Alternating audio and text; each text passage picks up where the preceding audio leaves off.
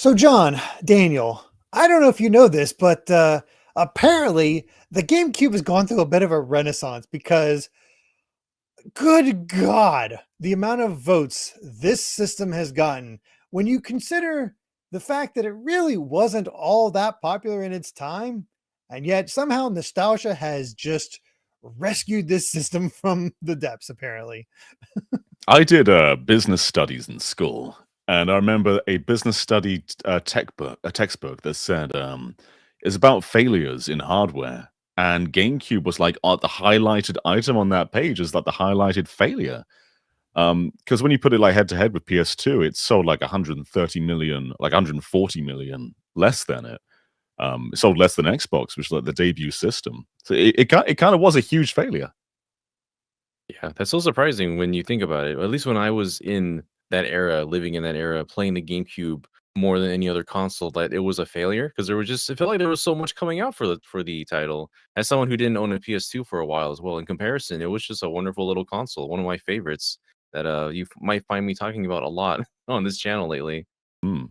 I mean, I kind of sensed it because all my friends were just super into Xbox, but I also wasn't sure if that was an outlier or not because all my friends also tended to be much more into PC games than I was than console games, but so they gravitated to the Xbox really easily. So I was kind of me and like one other guy with like the only ones that really focused on the GameCube, but I also had a PS2 in addition. So GameCube was sort of my Nintendo machine and or interesting exclusives for a while. Mm. And it's a great system. I have a lot of fond memories of it, but to put into context here, um, before the Nintendo 64 was the system that got the most votes with, I believe, 1,270. The GameCube got 2,795 votes. Bonkers. There's definitely been a turn in online opinion. So I remember back in the day going on forums, it was talked about as like the kiddie console. And like I think some of this software helps it because you had like Halo pushing mature games, and then you had like Mario Sunshine or Wind Waker with like the cartoony visuals. Obviously, great games when you look back on them. But in the time, it didn't help that narrative of this is the console for younger people. Mhm. Yeah, it And that was was a definitely that big thing. era in which the GameCube was being pushed as that. It's just purple little lunchbox with a handle. It's not taking itself seriously. Look at these titles that look like they're made for kids. It had some third party, but nothing that really like pushed the console further aside from its main first party titles. Yeah, the discs can fit in your small little kiddie hands. Yeah, Yeah, look at this tiny little GameCube controller. Like nobody wants to use this. Surely it will never get carried forward to every single console after it. Uh, I I like I said, I really was really excited. This was my first Nintendo console since the NES because I mm, missed out. I did not own a Super Nintendo or Nintendo 64 until much later in life. So I had to play those games either through virtual console or at friends' houses or so forth. But this was my return to it. And it felt like a big deal because well, Smash Melee was there at the beginning. So I was like, I got it that first year and Melee was out soon after. And there you go. Just down and for it. that was a big part of it, right? Like, it had 4 controller ports out of the box, which PlayStation 2 didn't have. And so if you had a friend with a GameCube, you didn't have to, like, own one, really. You could experience it through them. I think a lot of people who had no GameCube still played Melee, still played F-Zero, still played Mario Kart Double Dash. So it definitely didn't reach anywhere near as far as PS2, but people still played it. Oh yeah, yeah. that's the only one you could still play like multiplayer, 4 player with. The other two consoles at the time they didn't have that Or without any Xbox did. external thing. Well, okay, I guess I was thinking of PS2. Yeah. The PS2 didn't But have it. the But um like the it's the weird to con think the Xbox and GameCube came out a week apart. But I'm sorry, Daniel. Go right mm, ahead. the N64 I had like in the middle of its life cycle. Like I kind of own my SNES. That I kind of owned a few games on there. Even though I got the N64 halfway through its cycle, I had still played a bunch of games on there. But the GameCube was the one where like I pretty much owned for its entire cycle. The entire time I had that, I had Nintendo Power magazine as well, so I felt more informed in the sphere of this title of this console than anything else at the time, and Mm. so I felt more connected to it at the moment, and I felt like I knew more about, I was more in the know at the time. They had previews for E3 way back then when it was just like physical media before the internet really took off with, keeping coverage of everything. And yeah, I Mhm. just felt like it was a console I connected more with at the time. Just a lot of fun experiences I had with friends and with single player experiences as well. Yeah. Yeah. I think we're also with this one hitting that sweet spot of nostalgia because the people who grew up with it, and we're seeing it in a live audience, a lot of people's first console was the GameCube. You imagine you're 4 or 5 and the GameCube comes out, and that's the system you get. Because well, it is the kiddie console. Now those kids are grown up, around their 25, ranging from 25 to 30 or however old, and bam, they have this nostalgia for all these games they played as kids. And it's Mm. a little different from those of us who, well, I was a teen. I was in high school when this thing came out. Yeah, and because it wasn't selling that well, the console's dirt cheap. You can get a Yeah. GameCube for the price of Mario Kart World. It was quite commonly around Oh that man, price. I Boy, that puts it remember in when perspective, doesn't it? I do remember there was like bundles for it way back then. I think it was maybe 99 or 149, and it came with Metroid Prime back in the Mm. day, or Wind Waker. That was a steal back then. You would never Yeah. see that Mhm. now. We had like really heavy discounts. I remember seeing a GameCube. I think it was for like £50 brand new, which is like 2/3 of the price, something like that. It's very, very low. Mhm. But I think the one of the things that keeps GameCube going in online conversation, we had to do a top 100 for PS2 because there was just too many choices.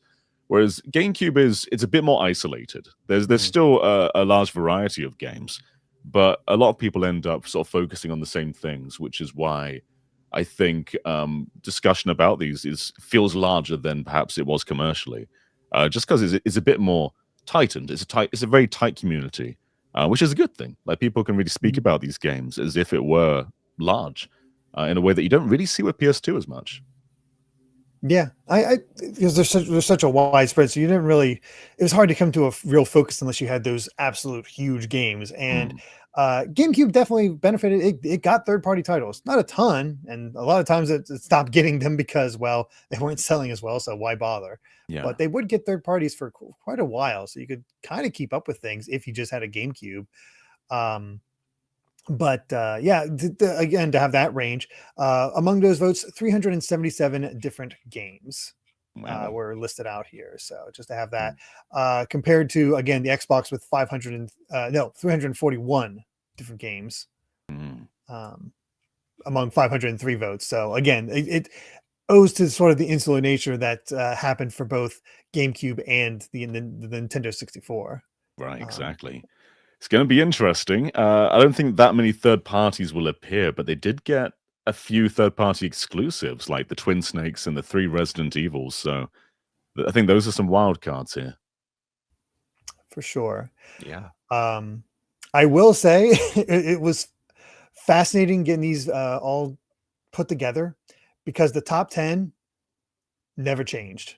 The top 10 was pretty Oh, much locked in from the moment I started counting. Did my first 600 votes, counted those in, got like established what the initial top 10 was, and then those top 10 stayed in the top 10, but they shifted around where they placed yeah. as the votes kind of settled in and whatnot. And I'll talk more about that as we get to certain titles. What I will say though is I believe that there's a little bit of chicanery going on here, and this is What? because I don't have firm proof of this or anything like that, but it is going to I think throw off what you might expect where in terms because I think a certain game's fan base might have found this poll and put it up on a Reddit or some sort of forum or something, and it got like a massive boost in the final like 1,000 votes to the point where it was always there, but now it's a little bit higher than than it would have been otherwise. Freaking Geist fans always taking over the motion. So very interesting thing there. Also for future polls, Mods do not count. That is a wasted vote from now on. It used to be that I would take a mod and be like, oh, it's just attach that to the original game. No more, because I saw too many people put 6 different mods for the same game, and I can't go through individually and like fix it all up. So I cannot do that anymore. I spent too much time counting these already. In fact, this wouldn't have gotten done on time for this discussion if it wasn't for the help of Ash going through here as well. So big shout outs to Ash for also counting through this and seeing my pain. Well done, Mr. Paulson. We salute you.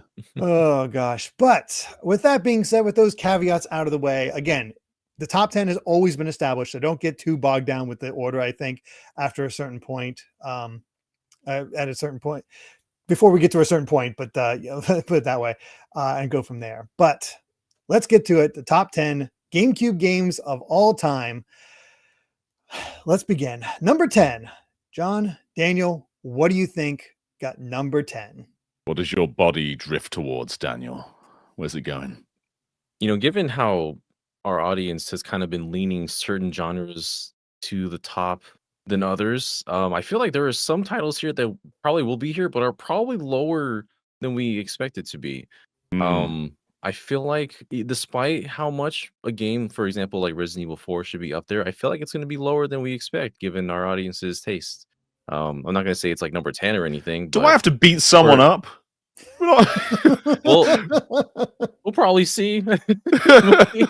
For number 10 though, I do want to put some. Well, this is gonna be hard to start off with. Let's just put Luigi's Mansion number 10. I think there's plenty of titles better than it, but that feels like a 10. I was gonna go with it's a parallel game, I guess, Mario Sunshine, because I think a lot of people love it, but it's a controversial one, which I wouldn't put in the top 10 at all. But I think some people would put it as like their number 1. I mean, some people's first Mario, so there it is. All right, at number 10, Daniel, you were on the right track, but you swerved.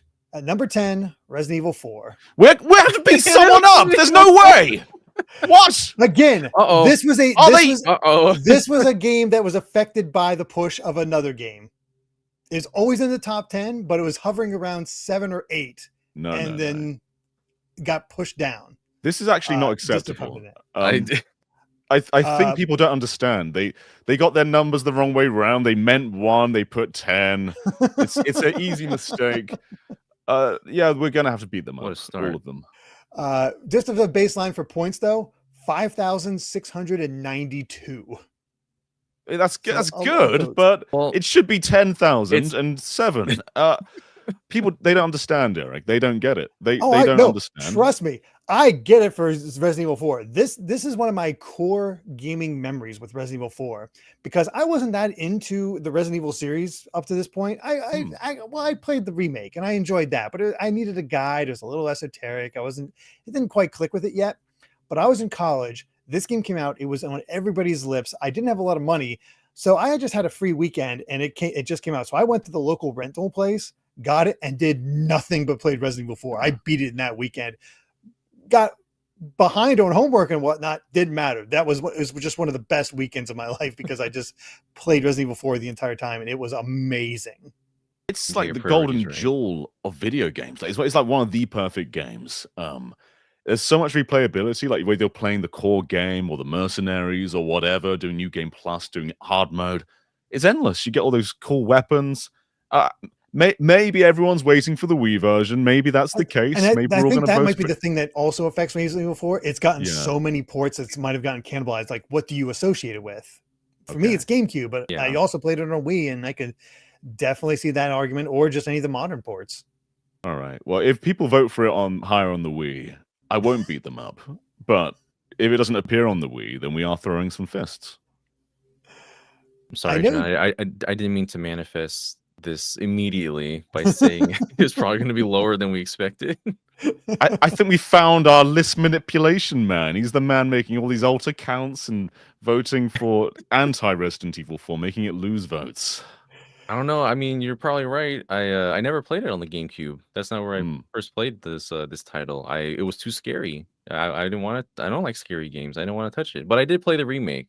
I have not like I've never not inserted this game into my veins before. I really enjoyed it in its remake in modern platforms, but I still obviously it's made such an impact for people way back then. It's probably, like one of the I guess at the time it was the better running version of the game because it was made Yeah. for the GameCube. First of all, Mhm. Capcom had to, do it for every other system because of how well it was doing.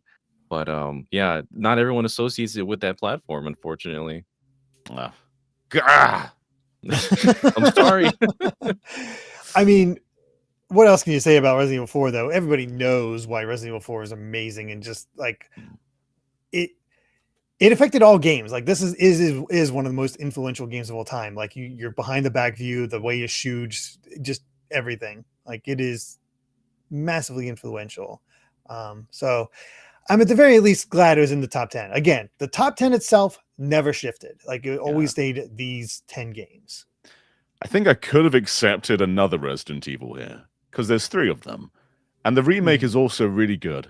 I think that should also be higher than 10. But man, yeah. But 4 is an absolutely incredible game, and I hope those who have not played the original take the time to readjust themselves because the remake's great, but it's not a replacement. It's a different game, and I think you should can definitely play absolutely both and get very different experiences. Yeah, 100%. Let's move on. I'm mad. John's already Great. mad. Now I'm scared. We immediately disappointed John. Now I don't know how to feel. How dare you? You all disappointed John. All right. Well, let's get to number 9, which beat out Resident Evil 4 by about 400 points. That's a lot of points. That's a lot of points. It's crazy. There is some with a massive gap in points and others that are shockingly close. Yeah. I feel like Daniel had a good vote with Luigi's Mansion. That feels like it should be around this sort of point. You gonna go Luigi's Mansion for this one? I'm gonna Ouija it up. Yeah, let's stick with Luigi. Well, let's see. Last time, I was surprised by the placements of. It was around this spot on Game Boy Advance for Fire Emblem, so I'm gonna go ahead and do Fire Emblem Path of Radiance for number 9. Okay. Right. Another good shout might be Pikmin, but I don't think Pikmin is going to be here yet. Right. Yeah, probably not. All right. There's our votes. And in both those cases, you are both incorrect. I actually wasn't sure if this one was going to be make the list. Again, it has association with another console, but it hit number 9. With 6,100 points, The Legend of Zelda Twilight Princess. Oh, yeah. Okay. That is kind of surprising. It didn't sell that much on GameCube. Most of it sold, I think it sold like 7 million total, and 6 million of those are on the Wii. Yeah. But I think people recognize that GameCube's sort of like the version if you want to have like the non-mirrored Hyrule and so forth. Yeah. I guess so. I mean, for as much as people associated with the Wii, it was originally made as a GameCube title, but that is a Wii title for me, honestly. It is hard for me to. Wind Waker is the GameCube Zelda for me, while we have Twilight Princess as the launch title for the Wii console. So I don't know. I mean, great title, but I don't know. I didn't even think about having it on here, honestly. Yeah, I think I view it as a Wii game too, just because that's where I played it. And when HD came out and they made it so GameCube View was the normal mode and Wii View was the hero mode, I had to stick in hero mode just because I'm so used to that flipped world. It feels weird to be in the non-flipped world. It blew my mind because I didn't realize like, oh yeah, this is just the Ocarina map. I didn't click with me because things were flipped when I played it on Wii. Yeah. But I think it's a great game. I think it's given a bit too much hate. It's going back and forth with. I think it's flipping back to people liking it again at this point. Oh yeah, it probably is. Zelda flips all the time. The opinion that I know of from people is that it was just a bit too basic. It's just like Ocarina again. But I didn't think that was a bad thing necessarily. It was just a bigger, grander Ocarina.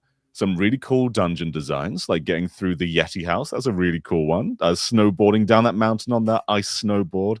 There's some really great moments. Midna's a great character. Midna's one of the best Zelda companions, if not the best Zelda companion. There's a lot of good in Twilight Princess.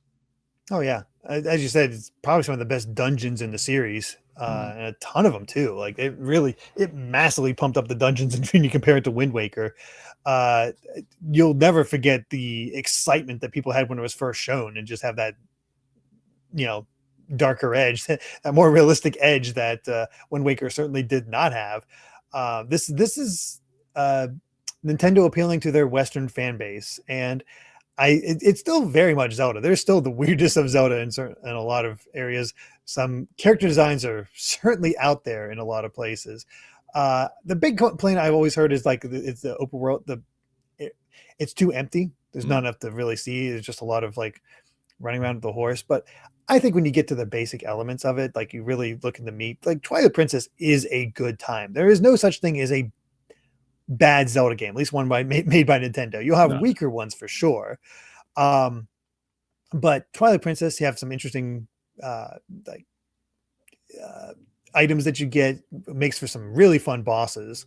And I had a really good time. In fact, I enjoyed it so much that in order to play, again, this is more of a Wii story because that's where I played it, but I waited in line for a coworker when I was in college, to pick up the Wii system for them, because I wasn't going to get the Wii until Christmas, and the Wii came out far before that. So I waited in line to get the console for them, with the promise that I was actually allowed to play Twilight Princess on that console before they did. So I got it. I got to play it, and I got this experience, that opening in the first dungeon, I think, before I had to take it to them. But I was like, oh, I'm down to play this again. I really enjoyed it. I remember getting it Christmas Day, and I was staying up past my bedtime, and I was in Alden Village, and I didn't know what to do, because you went to fish to get that cat to react. You fish the first time and nothing happens, and so I was wandering around for hours. It was like 2 a.m. at this point. My mum came in, and she was like, "What are you doing? Why are you playing a game at this time?" Because I went to be seeing family the next day. It's like, I need to figure out what you do next. And so she let me stay up. And eventually I figured out you just got to fish twice. And I think the HD version fixed that. It makes you fish once, but you got to fish for that cat twice for some reason before it does anything. Yeah. They knew. So, yeah. Yep.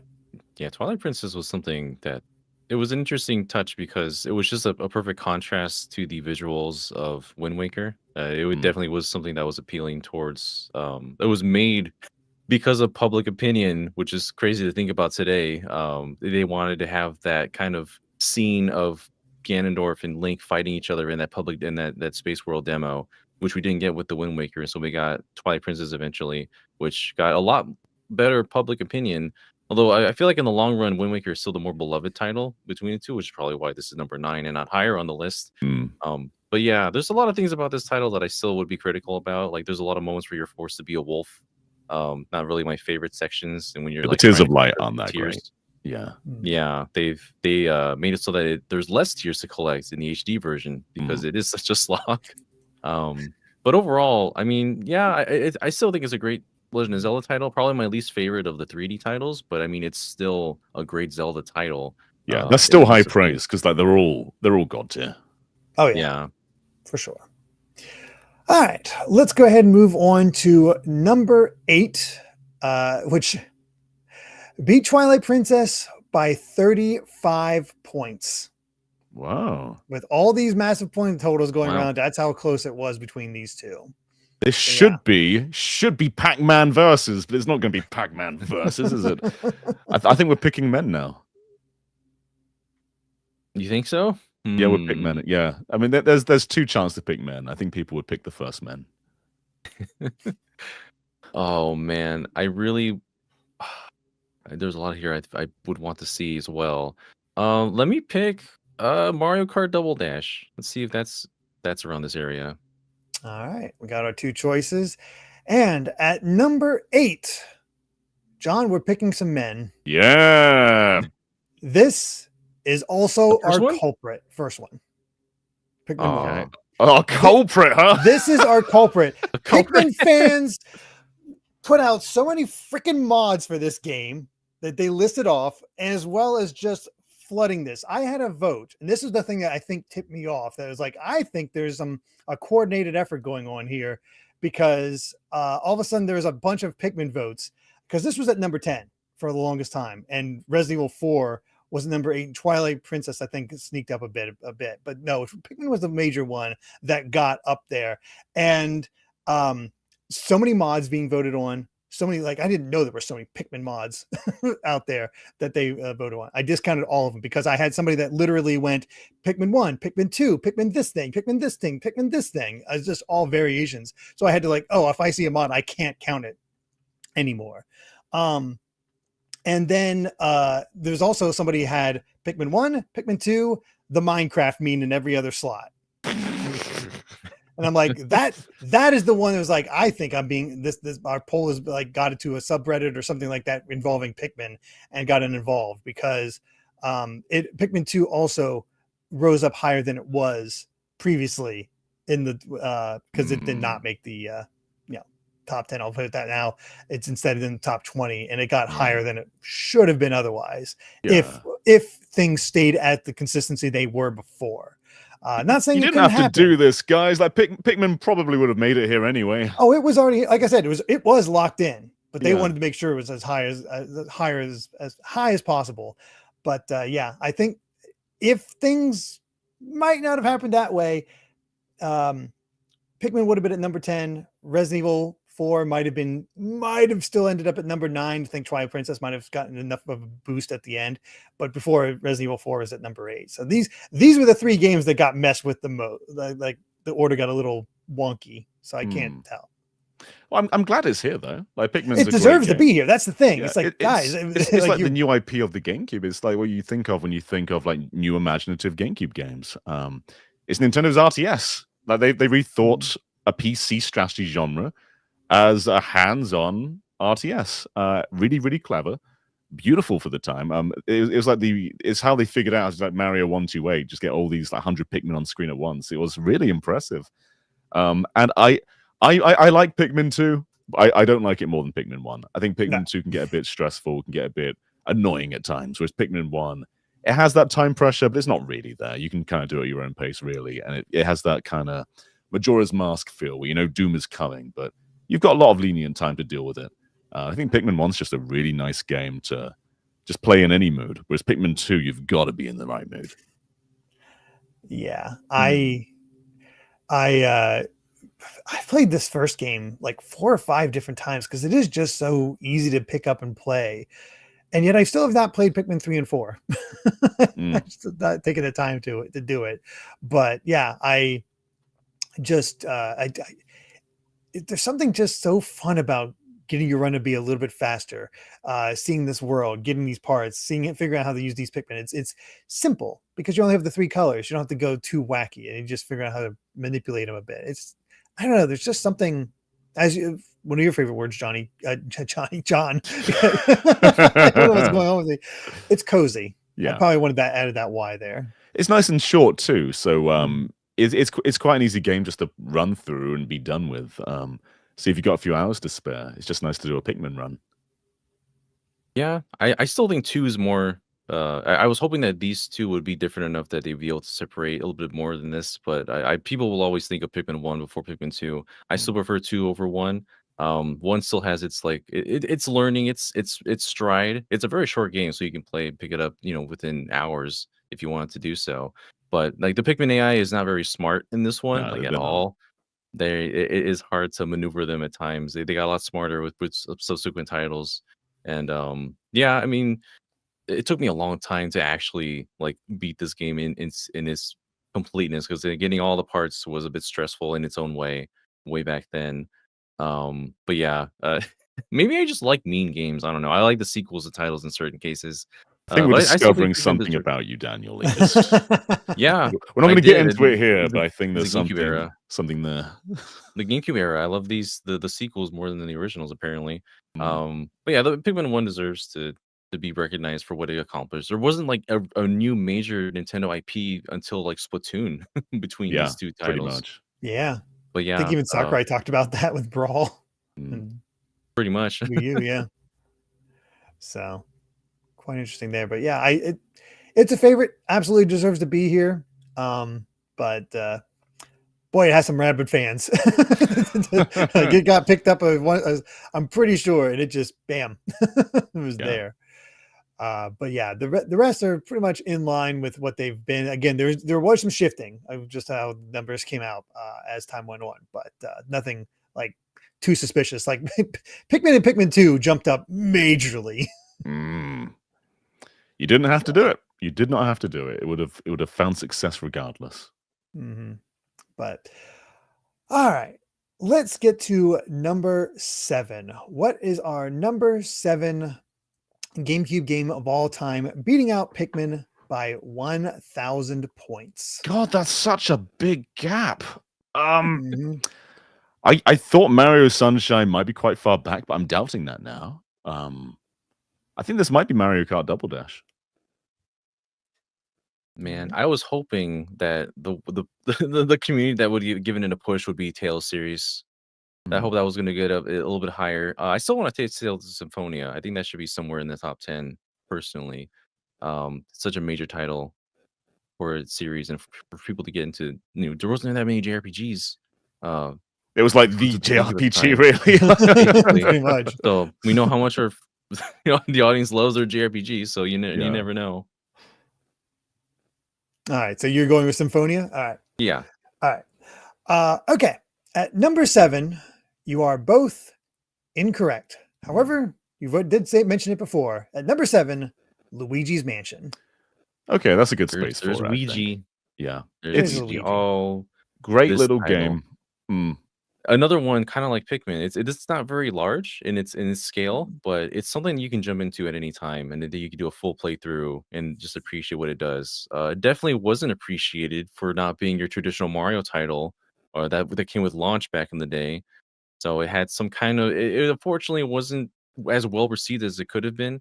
Because it's just what is Luigi doing here with a vacuum sucking up ghosts? It was treated very oddly at the time. Like people weren't getting the use of the C stick and how you kind of manipulated everything. Like people, I remember reading previews of it where like the reviewers or the people talking about it was like, I couldn't quite get my head around how we were supposed to control this, and now it's beloved. Yeah, Luigi's Mansion is my favorite fishing game. It's a fishing game. When you think about it. Yeah, I mean, at the time, people expected GameCube to launch with a 3D Mario because that's how every system went. Like NES, Super Mario Brothers, Super Nintendo, Mario World, N64, Mario 64, and this wasn't that. It was a spin-off game, so it felt like a bit of an underwhelming start for the system. And it's a great game on its own merits, but I think that this is true of a lot of GameCube games where it finds its love far later on than in its time. But it is a really good game. Very weird, but I think with time, after Luigi's Mansion 2, people went back and played this original and they saw all the cool things it did that the second game doesn't really do. And that kind of made it seem even better. Yeah. And, see how just much Luigi's Mansion 3 exploded. Like it did amazing for the series. And people will still argue that the original is still the best. They just like how the ghosts are treated and the fishing mechanic and just the way you go after everything. And 3 captures a little bit of that, but I don't know if it's my favorite. I think I might veer a little more towards 3, but Luigi's Mansion is still a fantastic game. Like it is again a very easy pick up and play title. Yeah. I think it's a very cool game. There are the other Luigi Mansion titles don't really capture that whole it's weird to say, but like a community, because all the portrait ghosts, there's like a family, there's the butler, there's a bunch of other people that live in there. Baby. The baby. It just has the mansion has a complete layout as you would see in that kind of style of mansion. All the different rooms that connect with each other, and it makes sense as far as contextually all the pieces that fit together. And I miss portrait ghosts like this, like that you could scan them. They have little blurbs on them. They're just a really fun time. And I still hate collecting all the booze, but you know what? I'll still deal with it because it's a really cool title. I really love this title. Saying that Luigi's Mansion is the ultimate horror game for the GameCube now, because Resident Evil 4 is below it. We're probably not getting remake. We're probably not getting Eternal Darkness. So I guess Luigi comes out on top. The scariest game on GameCube. Yeah. That being said, I do hope whenever Luigi's Mansion 4 comes out, they take the level design of this original game, because I like the idea of this open area, whether it's I honestly, ever since I saw the Castlevania trailer for Smash Brothers, I want Luigi in a castle, and having that castle open up Yeah. in the same way as the original Luigi's Mansion, I think would be really fun and interesting, rather than you got the big hotel, but it's still literally level based. So I think having the variety of like a big castle or a massive mansion would be really cool to see. But That's Yeah, that's probably what Sakurai was thinking of with that trailer for Castlevania's for Simon's reveal. They just probably. like stick mhm, him in a castle, like, oh, he's getting ideas again. mhm. And that also mentions it's not as open as you think it is, but that's the thing, it's the illusion that it's open and Mm, it widens out. And I get it. Trust me, I get it, but I want them to reach that point where that actually is open like that. yeah. So they're the best way to put it. But yeah, there is our number 7 game. And to me, for the most part, that feels appropriate spot for Luigi's Mansion. I don't know if it's appropriate to put it above Resident Evil 4, but Well, I'm just saying in a it's vacuum. yeah, in a vacuum. Wow, wow, Oh, nice. oh my God. I didn't even intend that pun. Oh my, okay. Moving on. All right. What is our number 6 GameCube game of all time, beating out Luigi's Mansion by 1,800 points? Is there like a 2,000 point gap between all these games? Like, what the hell's going on here? There's some big gaps. Some are close. Others have some pretty massive gaps. All right. That's crazy. What do you think, Daniel? Give me. Oh no, I don't know if that's gonna show up anymore. I wanted to say Soul Calibur 2 would show up in the top 10, but probably not at this It could. point. It could still. Watch me say that. Now I jinxed myself. What do you think, John? Um, I'm debating Metroid Prime 2, but I don't think it made it into the top 10. It should have Yeah. the better one. It should have. It probably didn't though. But I'll say it though. Let's stick with Metroid Prime 2. All right. I But we will haven't got that many say spots left, and there's still some big ones that we still got Double Dash, we still got Melee, we still got Wind Waker, Sunshine, we F-Zero. got. Let's see. Oh man, it's probably what would be higher though. I want to start. I want to try and say Path of Radiance again. Let's Okay. see if we get it that here. All right.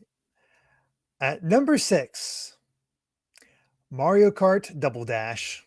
I think this is a pretty good Oh, spot for it. okay. Mm. It's going back to it. I think it's one of the more unique Mario Karts because it's got such a loose arcadey feel.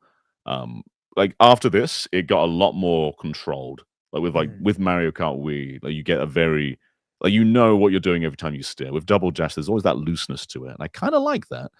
Um, and there's some really cool tracks in here. It feels really fast and fluid. It's a cool game, but I don't think I'd rank it much higher than this, just because there's a lot of other really great games. Yeah. And it's before that era where you get a lot of the classic tracks back, so you are limited in the 16, but it has a fun battle mode. And then, honestly, the 2 characters per cart thing was fun. I did Yeah. get a chance to play, never 16 player, but the 4 player and 8 player, I guess, with each other, bashing back and forth and trying to make it work. And it's a lot of fun. Honestly, I wouldn't mind character specific items coming back. Mm. Although was it did cool. lead Oh to man, certain characters being a lot better than others. you can play Mario Kart Tour. They got character specific items in that one. I'm just kidding. You don't have to play Mario Kart Tour. GameCube was such a unique era. They had so many weird ideas with their IPs. Like you had a first person Metroid game. You have Luigi with a vacuum. They made Pikmin, and you got Mario Kart with 2 people in one cart. Still an idea they've never gone back to, which I wish they would. But that's something that I have fond memories with. Another game that I played a lot with my dad. We would either go against each other versus each other, or we would be in the same cart every now and then to see how we like that. We always would prefer separate, but getting together with other people, doing like 4-player and just swapping, who's on whose team. A lot of great memories with that, and there's a lot of great tracks on here too. A lot of memorable tracks. Some of my Yeah. favorite ones are in Double Dash, which I'm glad we're seeing them like have a resurgence with games like Mario Kart 8 Deluxe and Mario Kart World even. Great to see. Mm. it was an era too where Mario spin-offs would take stuff from the main game. So there's quite a bit of Sunshine stuff in Double Dash, and Yeah, that was in all the true. spin-offs. we got Peach Beach with the Cataquacks. Yeah, That was exactly. when you finish a cup, you're like being celebrated by all the piantas and Nokis as you come out on the parade car. There was such a strong Sunshine influence in this one that we didn't see much of other Nintendo's No, like like IPs at that point. No Luigi's Not mentioned really. anything. Galaxy barely appeared. Like we got a the Rosalina stage on 3DS, but that was barely Galaxy-ish. Yeah, it's hard to associate that with Galaxy, and Yeah, we'll get like Luigi's the Mansion flavor, but we still haven't gotten EGAD as a character, or what have you. Like, yeah. I think, I mean, it's tough, especially with the way world is structured. We're not going to get like going through the hotel of Luigi's Mansion 3 as a course. Right. Mhm. Yeah, it's a very distinct flavor, this Mario Kart. It's I think when you get to like Wii 7, 8, they found their formula. They start controlling very similarly, whereas this was still Mhm. sort of finding that, and it makes it quite fun to return to because of that.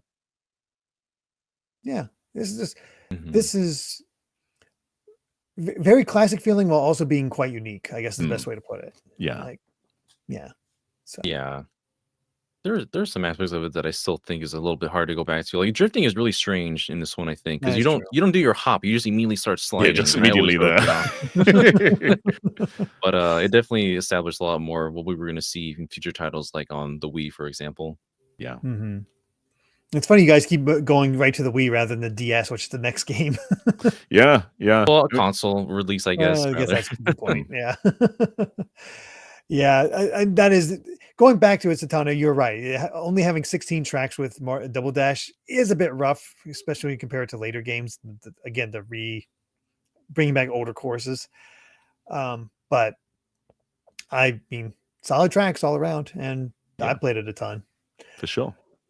But all right, we've reached our top 5 GameCube games of all time. Our next one beat out Double Dash by 1,000 points. Oh. Really 950, but basically 1,000. Daniel, this is not enough spots for Fire Emblem. Probably not. Don't worry, I'm not going to be guessing this as many times as someone guessing Sonic Advance. So We can still get Sonic Advance. You can play Game Boy Advance games on the GameCube. You would not believe how many people put the Game Boy player. I did not count the Game Boy player. Yeah, you probably should. It's like, yeah, I'm just gonna put the entire Game Boy Advance library on this as my favorite GameCube game. All right, so all 5 right, spots. you know, Let's I don't know if we- calculate this a sec. So 5 Okay. spots: Wind Waker, Melee, Thousand Year Door, probably, Metroid Prime, then a 5th game. Did I say Sunshine? I don't remember. You didn't say Sunshine, no. Let's say Sunshine here then. This is Sunshine. This one is, you haven't even mentioned it, huh? Paper Mario: The Thousand Year Door for number 5. All right, both of you saying Mario. Which one said the correct Mario, if at all? John did. Number Okay. 5, Super Mario Sunshine. All right. Oh. Okay. If you say so. All right, sure. You want? I don't know. It's again, it goes to show how my opinions as an older GameCube player is different from people who grew up with this console. And I remember really enjoying Sunshine at the time, but it's a little hard to go back to because of its issues stand out. But in the most, it is essentially a good game. I don't think it's a bad game. No, it is a good I game. think it's a lot. It can be a lot of fun. The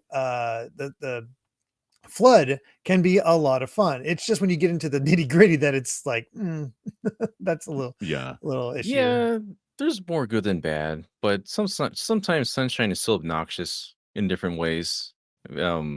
Especially if you're going for completion. If you're just doing a casual playthrough, it's perfectly fine. But if you're going for like 100% completion, you see a lot more of its glaring problems as time goes on.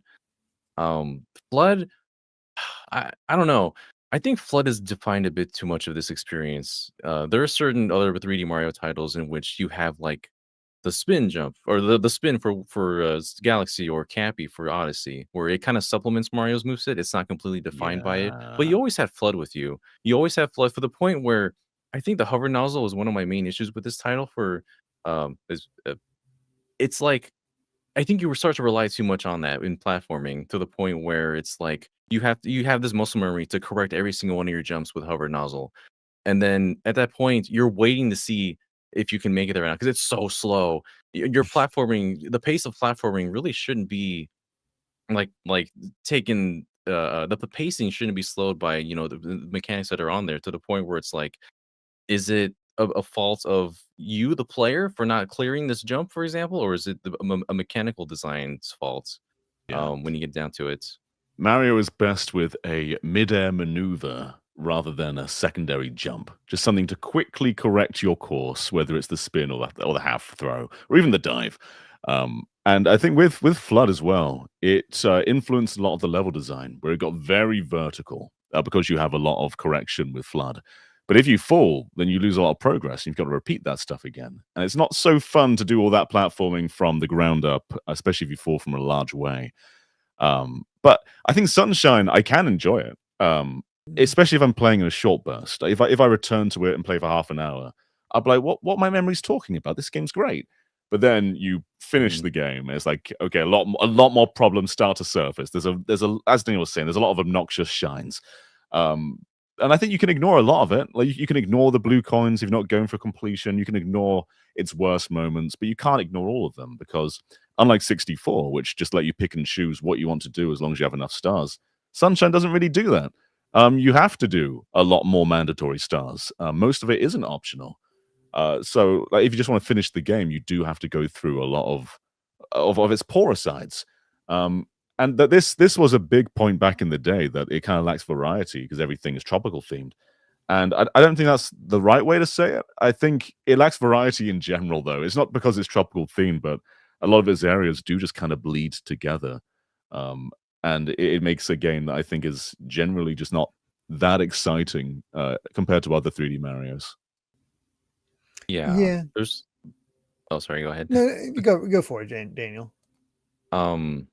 Yeah, I think the fact that everything is contextual hurts and helps it at the same time. Like you're pretty much anywhere in a location in Sunshine, in Delfino Plaza, for example, and you can see off to the distance contextually where other stages are, like Rico Harbor or Peanut Park, and Yeah, way that's back rad. there. Yeah. Yeah, that's Yeah. really cool. I love that. But then we have a lot of the biomes that kind of are just the same ish. Like you've got 3 different beaches. Like Peanut Park has a beach. There's Yeah. Gelato Beach, which is the whole beach. Serena Beach. There's another beach right there. There's not a lot of variety in its different like locales. Like they do mix it up a bit. There's a hotel in Serena Beach. There's the day and night sequence in Pianta Village, even though that's still like another grass stage. Yeah, it's ironic because like we like to see Mario lean away from the usual biomes of like Ice World, Water World, etc. But then I feel like it was kind of missing some of that variety in Sunshine, to be honest. But yeah, But there's a just middle lot of ground editing. somewhere. Yeah. Yeah. The big contextual world, great. But they needed more of a shake up in there just to make it feel distinct. Little bit. But I like the slide. I like spraying some flood on the floor, sliding down, just sliding. I think the moveset has the potential to be cool. I love the spin. And when it comes to like favorite memories, a lot of people come back to those levels where you lose flood and you're going through the floating cube levels. They're jankier than you probably remember them being. Oh, they are. I played a little bit. Kai's got interested in the 3D All Stars, and I've played a little bit of each of the games. And going back through Sunshine, it's one of those things where I can appreciate it more, but it also stands out to me some of its issues. Like I got through the pachinko level fine. It has its issues. I definitely struggled a little bit, but it wasn't like I was dying constantly. Like, okay, I got the hang of it. I know what to do. I know how to take care of the Yoshi stuff for the most part. But it's is it fun when you're doing that stuff? I think that's the bigger question. It's like, yeah, I can do it. You can get good at this. There's a lot of options with your movement, especially as you get further on. But there's also times where it's just like, I'm going to step one to this squid in order to race, and somehow I missed the squid and go into the water. Yeah. And the timer still starts, and it's the jank is definitely there, which is weird to have in a Mario game. It's weird to have that kind of jank there. but I think it's still fun. I can understand why people click with it. Um, I think uh, playing with Flood is honestly just pure fun for a kid to spray things down, see people's reactions. Kai goes back to Sunshine the most. Like that's the one he kind of clicks with the most because, well, I think he likes spraying people with the water. I mean, But Delfino Plaza is an awesome sandbox. oh It gives yeah, you that sort of early New Donk City where you're climbing on buildings, and that's great stuff. I think from my personal perspective, if you like Sunshine, rad, I'm happy for you. But I mhm, feel like while it's a good game, GameCube's just got a lot better games. And I'd Yeah, personally rank a lot more games ahead of Sunshine. mhm. yeah. I mean, as John was saying with having flood, there are the stages where your flood's taken away from you. I Yeah. think that's one of the one of the issues is that Mario doesn't feel as capable without having flood with him in Yeah. any game, Yeah. Mm. which is a weird feeling. I shouldn't feel less capable as just Mario. There's no Mm. long jump. That's a crime. A 3D Mario game with no long jump. We do get the spin jump. I love the spin jump, and that should show up more often. And the But long I jump think paired that's with Flood would be amazing. Yeah. that'd be great. That's pretty much why they just gave him like the slip and slide. You squirt water and you just dive and you just go. Yeah. You don't even really need it. The hop with the dive was really fun. A lot of great things going for this game. There's just a lot about it that I could criticize, and I don't want to be unfair about it. So there's people that Yeah. enjoy Sunshine. Some people have it as their favorite Mario 3D Mario title, and that's fair. But yeah, there's just my own issues with it that I've had, and I just tend to be critical about.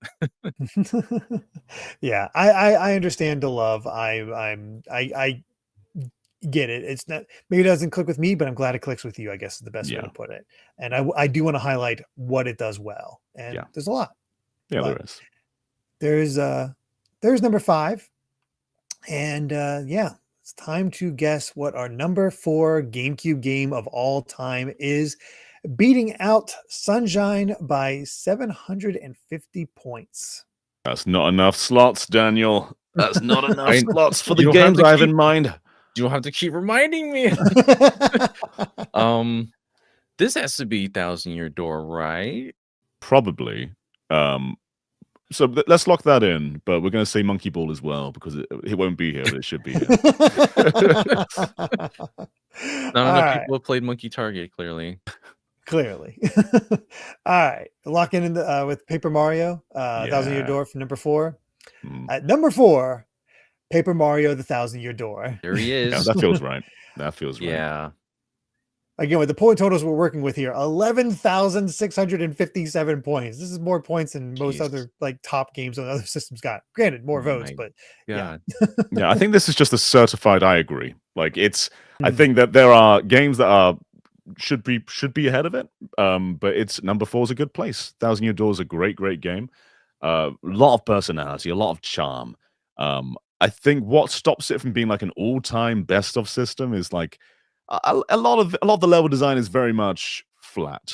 That's not a pun. It is a lot of it very much is just like, it's just meandering to the next point. But the real flavor comes from the scenarios themselves, and the battle system's so fun. But I think that there's enough in here where it's like, okay, that maybe this isn't a number 1 kind of game, but it's still absolutely terrific. I will always champion how this game has done the theater aesthetic the best of any Mario game. Like we see that a lot in games like Mario Brothers 3. The whole game is like a stage play. But this is the best way I've ever seen, like in having it be like a theater, like a stage play. You have the audience in the crowd. They interact and help Mario or hinder him, throwing things at him during battle. They're the reason why you get star power. So you want to like make the audience excited. Yeah. So you're doing like stylish moves. So it's all contextually blending into each other so seamlessly. That battle system is so great, and I think a lot of this is highlighted by the remake that's come out. Also, the poorer parts of this version, it also is highlighted by the remake, like all the backtracking that we see mhm. alleviated a lot in the remake, but Yeah. you backtrack a lot in the original title to the point where I'm just like, why are we? Why do I have to go Can only take walk one there? side mission at a time. Yeah. Yeah, Going back It and did forth, the that sort of Pikmin thing. thing where it flooded the screen with whatever. Like in the battles, you got big audience crowds. They love throwing like lots of mobs at you where like there's like hundreds of different sprites on the screen at the same time. It was pretty impressive. It's running at 60 FPS, which the Switch version doesn't. It's just a really cool game, and it took Mario out of Mushroom Kingdom, which was still pretty rare then. We didn't really leave that place. The first Paper Mario didn't.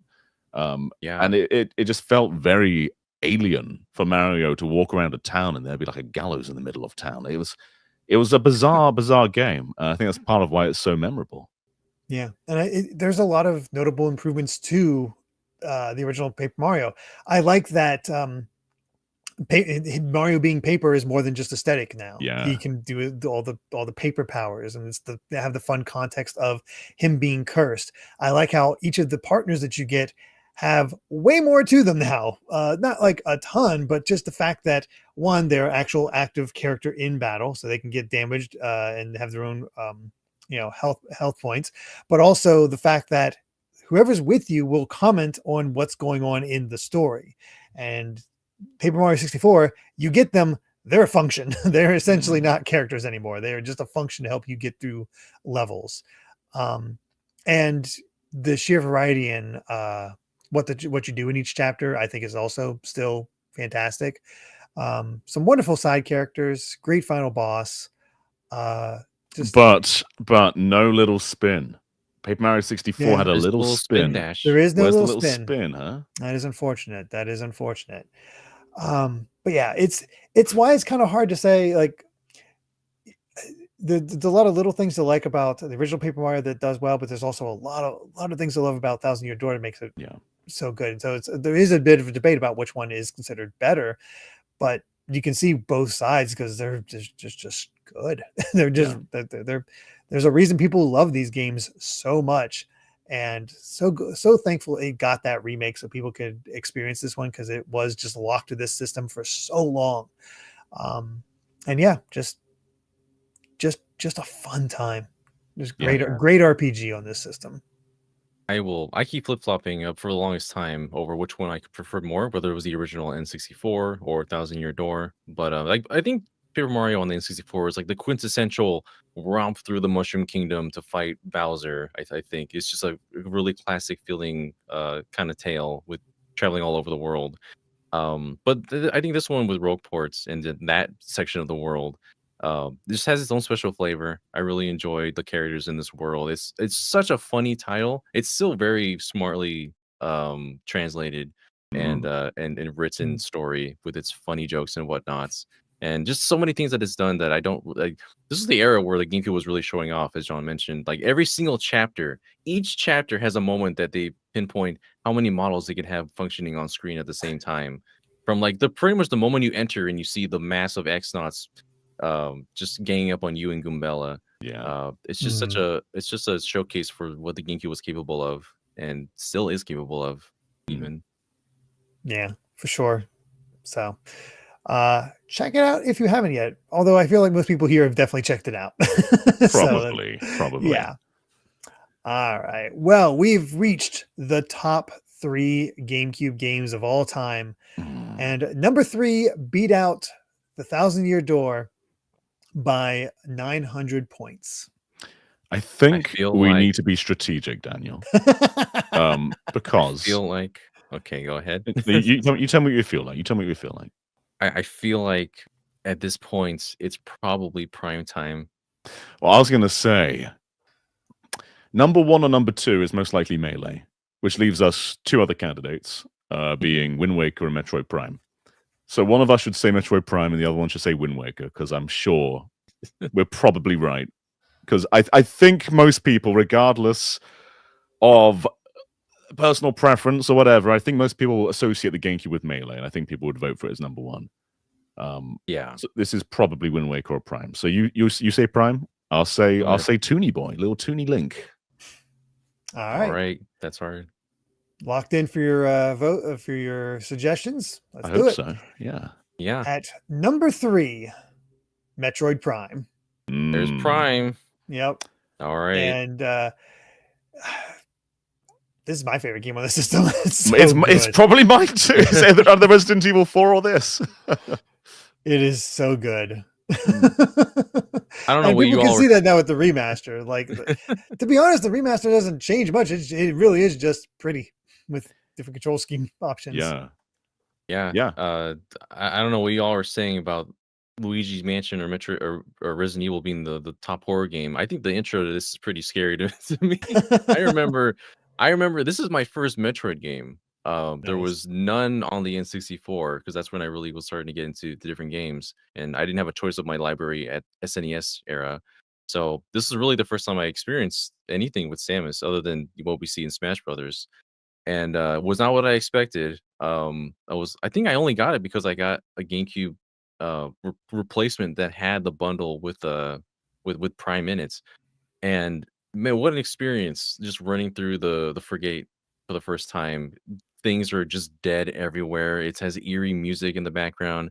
Just the atmosphere of the intro is fantastic. And that it kind of loses a bit of that atmosphere going afterwards, but Mm. it keeps a lot of it consistent throughout the entirety of the game. And it's just Retro Studios knocked it out of the park right away with pretty much transitioning what a 2D Metroid with Super Metroid, for example, would be in 3D, and Yeah. just so good. It's peak. It's absolute peak. And it's still so rare that you see a 3D Metroidvania, let alone one that changed the perspective.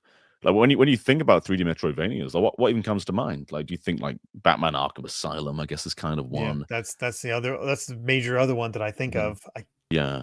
But there aren't that. I mean, I'm sure there are more, and, but the point is like Prime's been Lords of Shadow available for like 2 20 years for now. Castlevania, but yeah. Yeah. But after 20 years, there still aren't that many examples of games that have even tried this because it is super complicated to take an interconnected map and make it logical in 3D space and not let the player get lost completely. And all of Prime's biomes are all really distinct as well. Every room feels memorable. I think the only thing that I don't necessarily love is finding all those artifacts at the end and going Yeah. through the rooms when the Chozo ghosts keep appearing with their like I don't love that. Um, but I think every other part of the game is so clever. And it feels like a GameCube highlight. I'd be delighted if this were number one, but I'm still happy as number three. Mhm. And scanning everything, just like I was addicted to scanning everything. I wanted to make sure I caught every little thing, and that was nice for me because I could never speedrun Metroid. I was never good enough for that, but being able to get the secret ending by scanning everything, oh yeah, I can do Mhm. that. I'll be Yeah.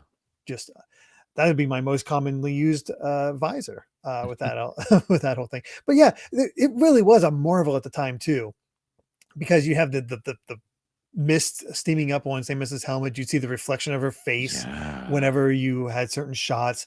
It really put you in her shoes, and just seeing how you navigated everything, and it just felt smooth. Like platforming in 3D did not work. First, especially first person. You did not Yeah. platform in first person. It was almost universally just considered like just bad, and they found a way to make it work with Yeah. the original Prime.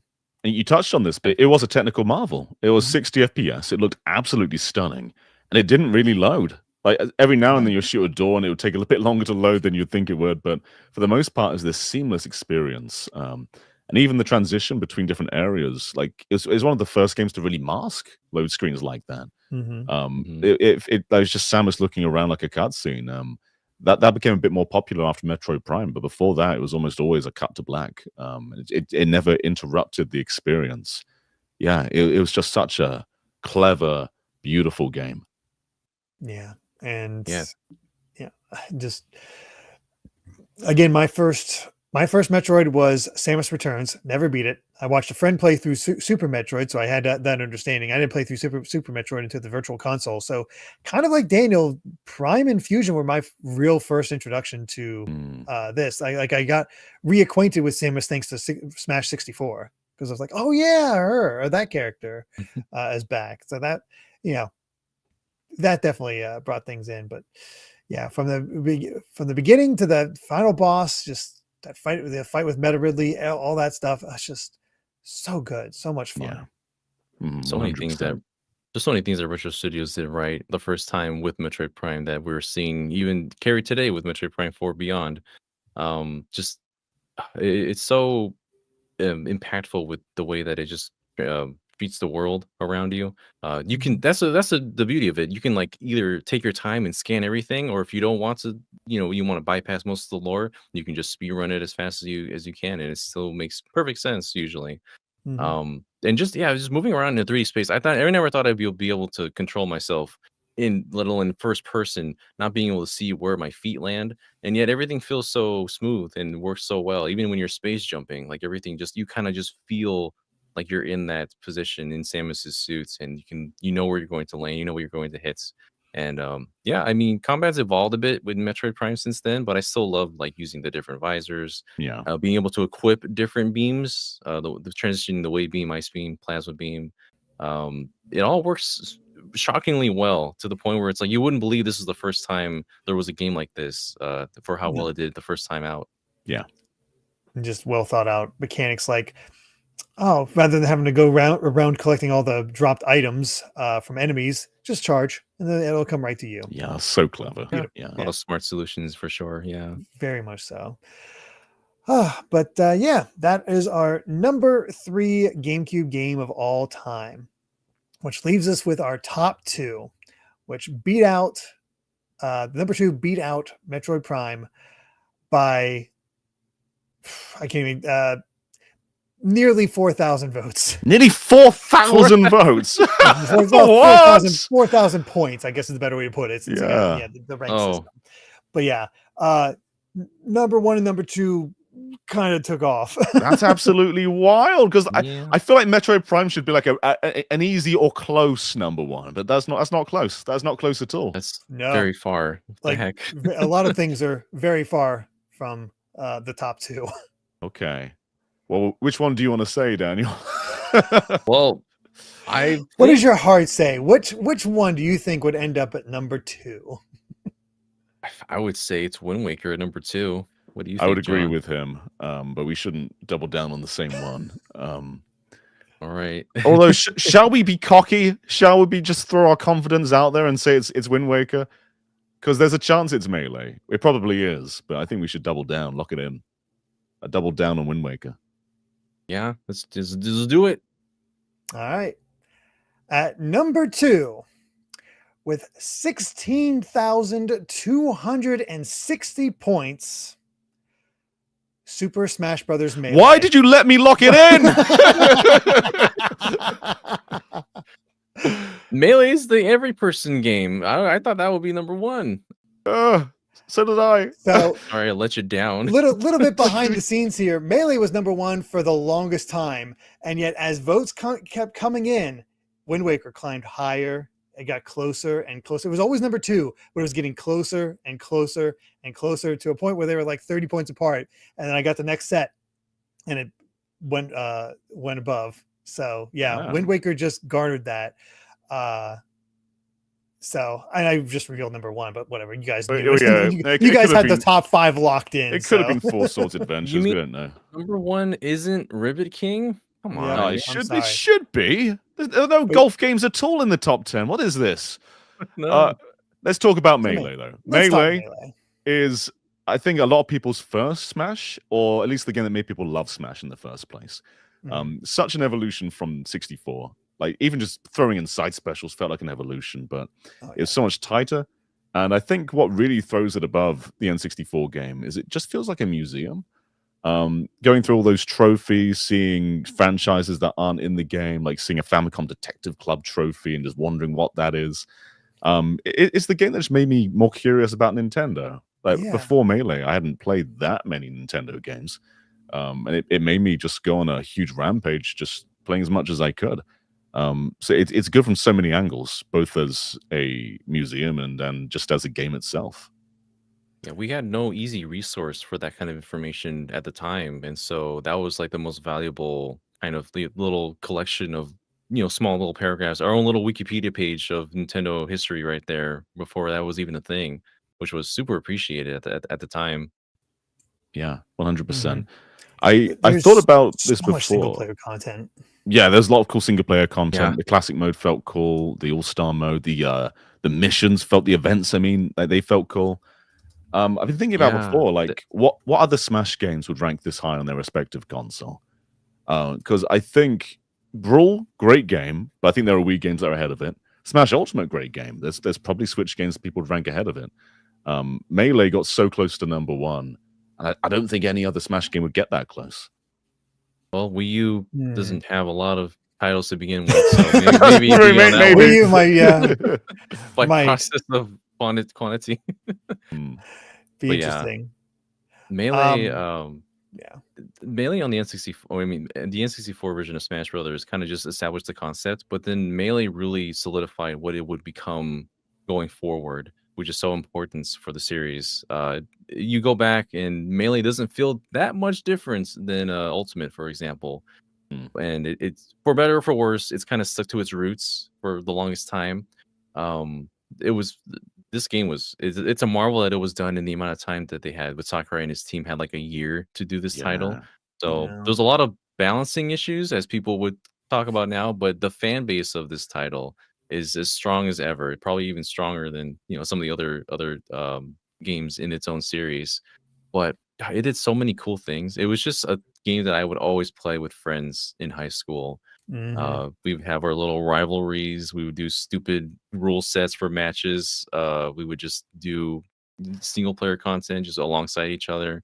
It was a great time. Just to break down the basics of Smash a second, too.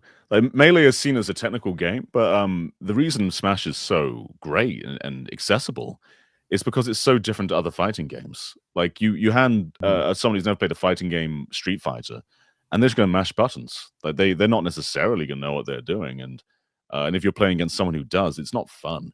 Whereas Smash, every button it just makes sense. You're not putting button combinations. It's just every character has the same inputs, and so it's really easy to learn. And that's part of why Melee was so great in its time. It's just you could hand someone who's never played a game before the controller, and it might take them a moment to figure out how to jump and recover, but after that they can hold their own pretty well, especially with Yeah. items in there. And Melee's become its own thing beyond that, but I think that's still the essence of why Melee is so great. It's just because it's so easy to pick up and play. Yeah. Mhm. It was a perfect bridge between people who would play 2D platformers and people who might be interested it might be more interested in traditional fighting games, because the platform fighter was much more accessible to anybody. Like anyone can really, as you said, pick it up and at least pick it up and play. And everyone had a favorite character. This is a fantastic roster at the time, introducing new characters from different IPs. This is where Fire Emblem was first got it notoriety within Western Marth audiences. Don't let people Marth being so good helped a lot, I think. Yeah. Don't let people Yeah. tell you that a character is not viable because they're low tier. If you want to main Kirby. Who can stop you, huh? I'm not Yeah. going to stop you. Yeah, no one's gonna stop me from maining Mario or Luigi, even though they're like low tier. Yeah. That didn't stop me I had from a beating friend my that was- friend who always played as Fox. my friend, like Fox was my favorite character in 64, so I just transferred him over to Melee and still enjoyed him, not realizing he was so top tier. But I had a friend who was like massively into Mario, and every time I tried to recover, there came that damn cape. It just he knew how to reflect me. So I would give my friends so much grief mastering how to use that cape on their recoveries. It was the best feeling ever, and I also felt disgusting doing it, but it was great. I mean, again, great multiplayer, no doubt about that. But I get the single player content, like going through all-star mode, classic mode, event, just all these little things, and then the process of unlocking every single trophy. I needed to unlock every trophy because it was just interesting reading about all those characters. As John said, it was the gateway to learning about Nintendo history at the time. I didn't, Famicom Detective Club, as you said, some car game. I don't even remember, Top Gear Rally or something like that. I forget. Maybe there was Stunt Race FX. I'm thinking of that was featured. But yeah, all these characters that I'm like, I don't know what that is. What is that from? I also really liked the special smashes because there was a camera mode where the fourth controller would have a real time flexible camera. So in later Smash games, you had to go into replays to move the camera around, but in Melee, there was just a mode for that, and it was fun, just like making little movies. Like it made like a little machinima thing. It's just rad to go beyond the game itself and just do something creative with it. I thought that was really cool. I'd love to see something like that return. Yeah. Yeah. And I see Ice Dragons in the live audience mentioning about who learned about Game & Watch from Mr. Game & Watch, and Yeah. not me, because I grew up with a Game & Watch. I had the parachute one when you caught him in the boat. That was something I brought along with me on trips as a kid. Yeah, but it was also like, oh my god, he's here. I remember him. This game was my history lesson for a lot of Nintendo franchises, Yeah, and ones 100%. that I wouldn't know yet. Yeah, there's like the Dash and the Giant trophies in this game. Yeah. Before Animal Crossing was a thing, there's like a Tom Nook and KK Slider trophy in there as well. And then in the corner where it says they came from, it's just like future release, and you're just like, what does that mean? What do you mean future release? And then they also had the only way to get the Pikmin trophy is if you had a save file of Pikmin, which I'm honestly kind of surprised they didn't. Obviously, they couldn't program that in, but if there was DLC in the future or that sort of idea, I could totally see there being like an update for Smash to this, like, hey, you get this game, you get a trophy for it. And, I mean, we kind of did. Some spirits had like save file spirits, didn't they? That is true. Yeah, that is true. But that's still something I miss from modern Smash. I like the history lessons. I feel like they should, like, we don't need to have the trophies, but a blurb about those characters. Yeah, nice. Yeah. Don't just assume we'll look it up. I'd rather have an official in-game source. Yeah, for sure. Yeah, we'll do it. Yeah, it's the just one final note. I played so much adventure mode. It was so cool to go from all the different worlds. Like you were in the Mushroom Kingdom. Yeah, you're in a dungeon in The Legend of Zelda. You're escaping a sequence in Metroid. In the original Metroid, you're running through an F-Zero track while they're racing. Some just silly scenarios that I would love, and if you did well enough, that's where you would find Giga Bowser, and that scared the crap out of me when I saw it for the first time. And then, all right, who else left their system running overnight just so they can get Mewtwo quicker? Absolutely. I quite like deleting my save file and unlocking characters again. So I left my console on to unlock Mewtwo like 10 times. I think I just got them naturally because I play with friends so often because it counts every controller that's in the port for the time limits. I don't think I knew that. I don't think I knew that either. Yeah. So if you have like how many is it, like 20 hours to I think it's 20 hours. So, yeah. If you have 4 controller ports in, it counts each individually, so it only take 5 hours if you had all 4 in. Wow. So that's cool. We're learning something new every day about GameCube games. That's what I'm here for. Yes, we are. All right. Well, let's talk about our number one game of for the GameCube, according to our audience and beyond. I think because it's Super a lot of votes. Monkey Ball. People love Monkey Target. So love it. So Melee was at 16,260 points. Wind Waker, 16,422 points. Beat it by a little over 150 points. Wow. And you want to talk about shifting opinions of a game. Yeah. It's almost appropriate that Wind Waker is the top game for the GameCube, considering the shifting opinion of the GameCube and the shifting opinion of Wind Waker. Mm-hmm. It's wild. What a redemption story for this game. From the very first time we saw it was it the very first like E3 or whatever it was that we saw it, people were just very underwhelmed by its visual style because it was just so different from what we came from for the Ocarina of Time, Majora's Mask, and also what we were quote unquote promised with the Space World demo that we already mentioned earlier. And then it ends up being like a lot of people's favorite Zelda of all time, even today. Mm-hmm. And well deserved so. It has such a great art style, even back then. Even today, it still has such a wonderful look to it and design that games still take inspiration from even today.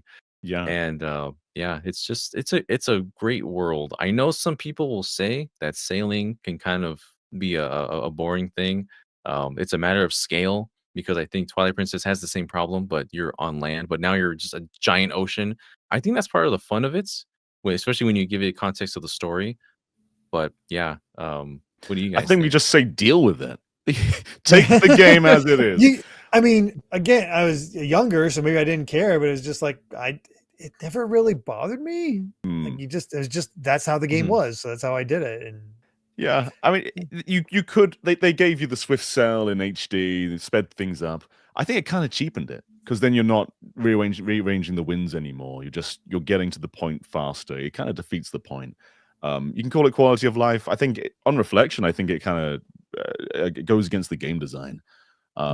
There's a lot of Wind Waker where it is just sitting back and waiting, but that's also part of the experience. You're sailing. You're meant to feel like you're going on a grand adventure across the seas, and I think that's part of it. That might not click Yeah, with you, but I think that is part of what the Yeah. game is. it's the early version of Breath of the Wild where I see an island all the way out there. I can reach that island. It might take me a while, but I can still make my way over there.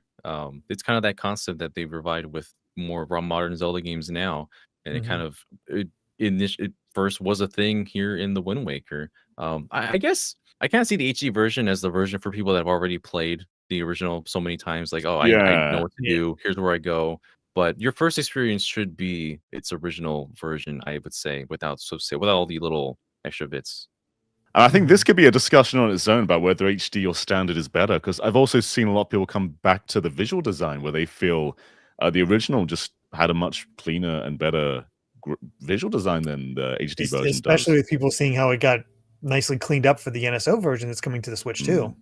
I Yeah, like how HD looks a lot of the time. I think when sailing, it's nice seeing those hues adjust in real time. But mhm. sometimes the lighting looks weird. Sometimes it's overdone. Sometimes it's not done enough.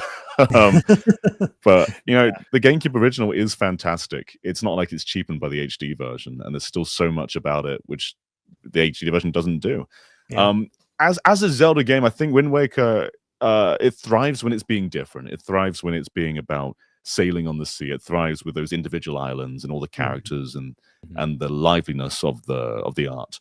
I think the actual dungeons themselves, there aren't that many parts that I'd say are an absolute highlight. Like there's some bosses that are cool, but a lot of the dungeons start to get into that category of Zelda where they're just sort of kind of mindless a little bit. Like it's very clear where to go most of the time. There isn't that much thought to it. Mhm. Not to say they're bad; they're still fun, but I think Yeah. that's when they started to kind of lose their flair a little bit. A little bit. Tower, what is it? Tower of the Gods is the midpoint. That was always a standout one for me. Yeah, that was a cool one. That was a fun one, and I really do love the final dungeon, like going through all that, and still my favorite final fight in all of Zelda. Now, granted, I've Oh, not beat Tears of the absolutely. Kingdom, but just the Link and Zelda versus Ganondorf. Yes, perfect. Ganondorf is so human in this game. You did a whole Yes. video about this, Derrick. Yeah, one of the earliest videos on It's the GVG is just first talking about ones. how he is. Yeah. He's a character Yeah. in this. Yeah. Like that. I want Hyrule. I will do anything to get Hyrule, and then just to have it denied is like, no, this the world is for the next generation, and it's so funny how it's so kiddie yet it has such a. Ash and I have talked about this multiple times. But this is a post-apocalyptic dark story, kind of. Feels like an Yeah. ending. Yeah. Yeah, I mean, it was at the end of the timeline for the longest time. Like Spirit Tracks just sort of made a new Hyrule after that, but it felt like tearing apart Zelda's legacy, and that was something they were chasing for a while. After Ocarina, it's like, well, you've made like the ultimate game. Where do you go from there? And with Wind Waker, it was like, okay, well, let's take the conventions and rip them apart. And they had to return to them with Twilight Princess. But then it felt like Zelda was meandering for a while until Breath of the Wild. But this was like the first attempt of really just making something new. Because like you think of Zelda, you think big fields, you think riding on a horse. And this just tore that apart in a really good way. And it's part of a lot of what GameCube does. A lot of GameCube's like biggest games are so different to the norm. Mario is different to the norm. This is different to the norm. There's just so many games that just kind of deviate off from what you expect. And I think this is the most successful at doing that. Probably. And Yeah. there's there is issues, of course. We got the Triforce Hunt, but I think Yeah. if I remember correctly, with my Triforce Hunt, I just sort of naturally went back when I had enough money, because you would fill up on money from exploring, and then you're like, all right, here you go, Tingle, for this next bit. Yeah, or I would whatever. have loved this as a side quest. Like if this were optional, Yeah. I think it would be one of the coolest quests. The fact that it comes like right before the end of the game, and there's a lot of them, and you do have to grind rupees. Like at least I did. You can get a larger wallet, but the maps cost the majority of what your wallet's going to be. So it does take a while, and it is a pace breaker. But I don't think it's necessarily bad, though. No, No, I don't it's think it akin is. to Prime and looking for the artifacts, really. Yeah, yeah. Yeah, there's a lot of that whole like end of game time to go around the world and collect everything that you missed out on, or it inspires you to explore more of the world that you may not have trekked out to thus far to see what's out there, and you collect a lot of rubies that way. I had certain places I would just go to over and over. There's like that area in Offset Island where there's just that deep pit of like 50 floors so you can just get so much money from that I would just do over and Yeah. over because it was just fun to fight enemies. Combat's so fun in this game. I love how nimble Link is in battle. When you do the parry attacks, you'll spin behind the enemy, you'll jump flip over them, you'll slash the helmet off or something. And it was just so cool to see Link be so nimble and flexible compared to how he would be like in the games prior on N64, for example. Just a lot of great little aspects of this game that I love. And yeah, I Mhm. I always talk about how or when my friends and I would talk about how much more they preferred games like Twilight Princess, but I stuck with the art style for this. I was a fan of it from the beginning, Mm. Same. for how it was, and it hurt to see so many people just really knock this down just because of its style. But I'm glad Yeah. it's kind of turned around so much over the years. Pretty Mm. massively, it seems, because now Number everybody 1. loves Wind Waker. Yeah. Yeah. Yeah, It, yeah. As you were saying, John, there's a good chance for a discussion about HD in the original, especially with NSO version coming out. That's the first title they highlighted NSO having GameCube on with for a reason, because so many people have been wanting this or the HD version to come out. So yeah, I'm always down to talk Wind Waker and Mm. just celebrate it for what it is. It was a bang for your buck too. I think in America, if you pre-ordered, you got the Ocarina disc as well. But here in the yes. UK, Mm, that was kind of the standard. Like you bought Wind Waker, it comes with both discs, Ocarina and Wind Waker. And my friend growing up, he loved Wind Waker, but his dad loved that Ocarina disc. So he was like, "You're getting 2 games in one." Nintendo wouldn't do that today. No. You wouldn't no, pick up Tears of the How did you Kingdom get Switch 2 how did you edition get for the collector's $80 and edition then again? also get Because yeah. they also released that collector's edition, which I forget how you got that, because it was Zelda 1, Zelda 2, Yeah, Ocarina, and Majora. that's right. And you also get a Wind Waker demo in that too. Yeah. I forget what that came oh, with, though. Well, I think you could just buy it here, but I think that might have been with some bundles in America. yeah. The one Maybe. that I got was the one with Master Quest, Ocarina of Time Master Quest. That's the Yeah. one that I Yeah, that's have. what I got. That was the pre-order bonus, I believe, for Wind Waker. Yeah, that's Mhm. right. Um, Mm. but yeah, there is our top 10 GameCube games of all time. Again, the top 10 stayed the same throughout, stayed consistent. Just the order changed a little bit at the top and the bottom. Middle I pretty think, much yeah. stayed the same. Those were the games I Yeah, expected. I would have loved Monkey Ball here. I'd love Resident Evil 4 higher, but I think this was mostly expected. There wasn't really a shock in here. yeah, yeah. Pretty Especially. much. I'm wondering what barely didn't make the cut with number 11. I feel Monkey like it's Ball, one but that we really want. F-Zero GX is kind of surprising, actually. I would have swapped out I Luigi's Mansion for F-Zero GX. I Hmm. would have said F-Zero GX very soon too, but then I realized, well, there's not going to be enough room for for all these, and Yeah, not enough people have played this, even though yeah. it deserves it. Yeah. And Soul Uh, Calibur 2 should be there as well, but it it's going to should, appear but soon.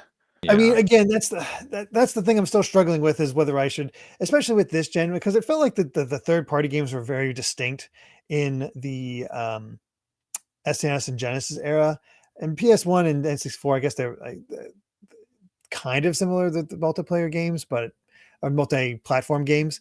Um, but with this one's like, with each of the consoles, the multi-platform games like Prince of Persia didn't get a chance to shine. Yeah. yeah, Beyond Good and Evil, um, Soul Calibur, Yeah.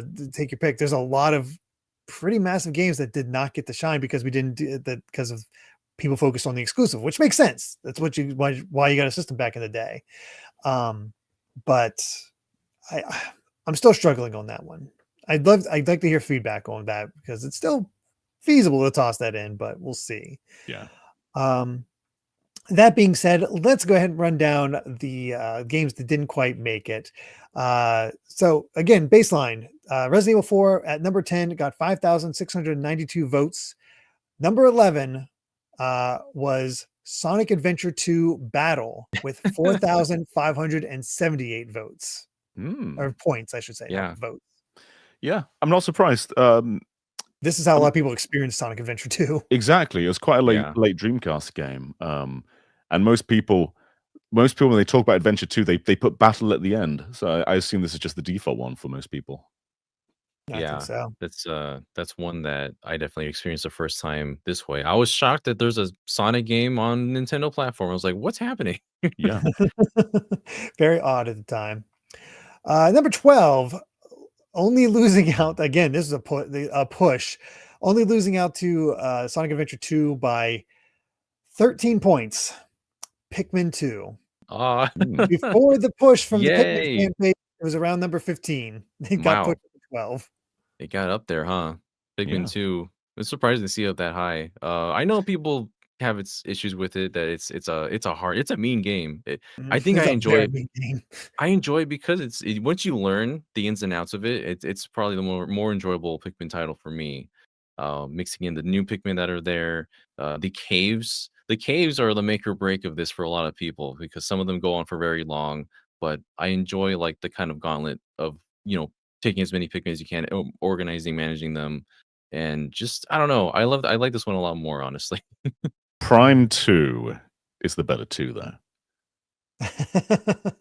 Well, I Yeah. don't disagree, but apparently it's not higher than Pikmin 2 on this list. We need our alter counts. We need our own alter counts to change these lists, Daniel. There We you can go. Don't encourage the people. I don't want to see that happen. They're gonna make a lot of alts for the next one. Oh no. All right. Number 13, 4,300 points essentially. F-Zero GX. There's This should be F-Zero. higher. This should be be a lot higher. Why isn't this number 3 or 2 or 1, huh? Why isn't it? It was always going to just barely miss it. I was just watching it. It's just barely outside the top. And then here comes Sonic Adventure 2. And then here comes Pikmin that just lowered it because it was Yeah. 11 for a while. Yeah, It's not surprising, but I think this deserves a lot more love. yeah, It's good, but it's kicking you in your teeth hard at times. Yeah, And it can be. F-Zero GX is a really hard game. I enjoy how hard the game is, though. Like, story mode is as we've crushing. determined, you're a masochist. You just keep saying like this game's really hard, but I love it that way. No, story mode is crushing. I hate it, but it's also really fun to like get the just to clear it and get those machines that you can never get unless you have the arcade version of F-Zero AX. It's a great experience. I don't know why everyone would say such a thing. That Yeah, they're fools. Oh god, that's great. Did a whole video on it. Yes, you did. Check it out. Number 14 with 3,700 points. Animal Crossing. Okay. It's interesting you guys never considered Animal that's Crossing for the top 10. Yeah, that's just I think that's just expected to be around that point. Like that's it was a really cool debut game. I think it has a lot of personality too compared to other Animal Crossings, and I think a really cool way to introduce it to the West was including those NES games, because it's hard to sell. Back then, it was hard to sell a game on being like a life sim, but add in unlockable NES games, and all of a sudden, like this is a gamer's game. It's like a great gateway to that. Everybody had their arcade room. Yeah. I don't think that it would have been very high. I wouldn't expect this to be in the top 10. No. It's a very, if you go back to it, it's very experimental in what it does. Super limiting compared to even the next game, Wild World, for example. But yeah, I enjoyed for what it established for the Animal Crossing fan base.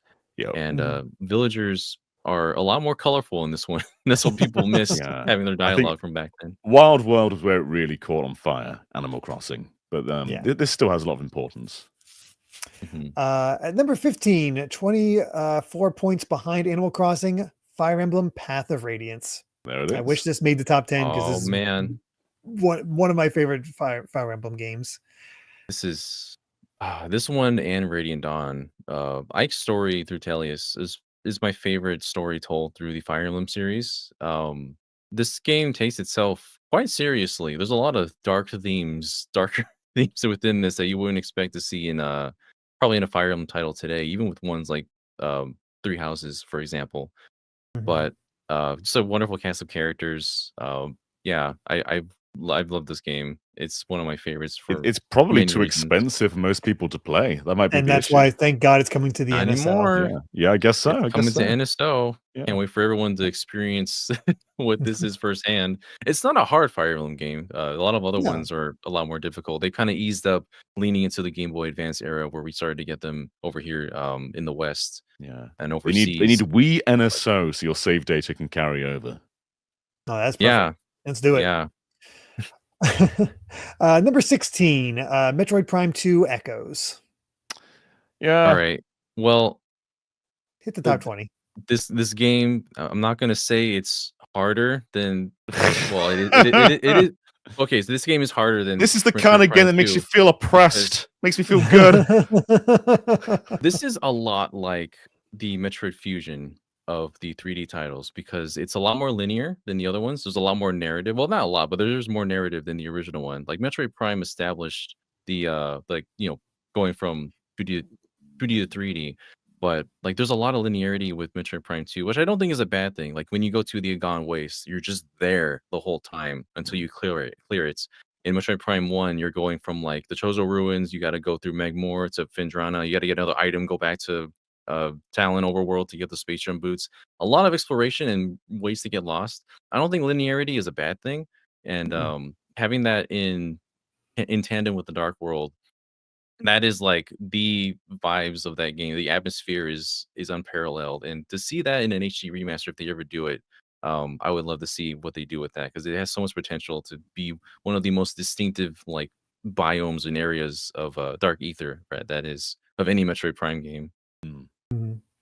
At number 17, Kirby Air Ride. I like Air Ride. Baby. I'm a bit surprised that I thought other games would be ahead of this though. Like, Air Ride's cool. It's distinct. I don't know. There's a few games I'd place ahead of Air Ride though.